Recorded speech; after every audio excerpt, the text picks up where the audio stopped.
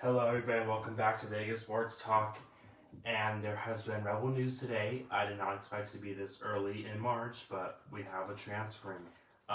Jonah Antonio will be transferring from the program, and he's a grad transfer. He'll be graduating in the spring, and later on in the season, he'll be a grad transfer, so he'll be eligible to play this coming season 2020-2021. He was a top 10 JUCO recruit and had offers from Florida, SMU, and Seton Hall. He was high. He had all the hype, and he just didn't pan out here at UNLV. He couldn't make shots. He had a hand injury due early in the Rebel season, and that kind of hurt him later on throughout the year. And he just didn't work well. He was the person that TJ Altenberger needed in the system, but if he's not making shots, he's a liability on the defensive end. Trust me, he cannot guard anyone faster or bigger than him. He was a good rebounder during the Boise State game in the conference tournament, but he was not at that all season long. He averaged 6.9 points per game and 2.4 rebounds per game this year, and only 6.9 points per game. That's not good enough. If you're a straight shooter, you need to average like 12 to 15 points a game. That's all you're doing. You're in there just to shoot. They don't care if you're going to get rebounds or assists. They want you to make shots, and if you're not making shots, you're not going to be on the court. And he saw that throughout the year. His playing time went from starter to 30 minutes to 20 minutes, 10 to 5, and sometimes he got like 2 minutes a game. His greatest games this year: first game against Indiana Purdue Fort Wayne. He had 17 points, 5 of 9 from 3, and it felt like he was going to be the player we needed.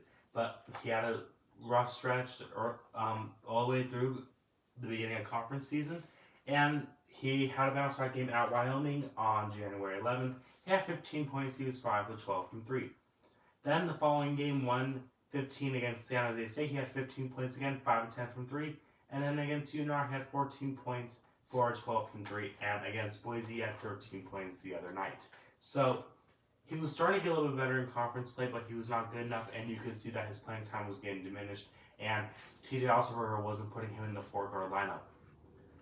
3-pointers made this season, and I put down his attempted as well. So he made 53, he attempted 168 threes.